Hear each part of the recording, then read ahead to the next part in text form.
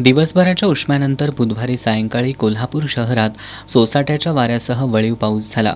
जोरदार वाऱ्यामुळे शहरात काही ठिकाणी झाडांच्या फांद्या तुटून विद्युत तारांवर पडल्यानं वीज पुरवठा खंडित झाला.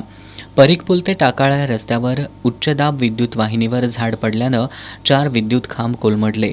त्यामुळे या भागातील वीज पुरवठा खंडित झाला. महावितरणचे अधिकारी आणि कर्मचाऱ्यांनी युद्धपातळीवर काम करत पर्यायी मार्गानं वीज जोडणी करून रात्री 10 वाजता या भागातील वीज पुरवठा सुरळीत केला. दरम्यान आज सकाळपासून महावितरणच्या कर्मचाऱ्यांनी पडलेली झाडं, तुटलेल्या विजेंचा तारा, पडलेले विद्युत खांब काढण्याचं काम सुरू केलं. ज्या फांद्या धोकादायक आहेत त्या तोडून टाकल्या. काही ठिकाणी नवीन विद्युत खांब उभारून नवीन तारा टाकण्याचं काम दिवसभर सुरू होतं. महावितरणचे उपकार्यकारी अभियंता नितीन धुमाळ हे स्वतः या ठिकाणी उपस्थित होते. त्यांच्या मार्गदर्शनाखाली अन्य अधिकारी आणि कर्मचाऱ्यांनी वीज वाहिन्यांची दुरुस्ती करत वीज पुरवठा सुरळीत केला.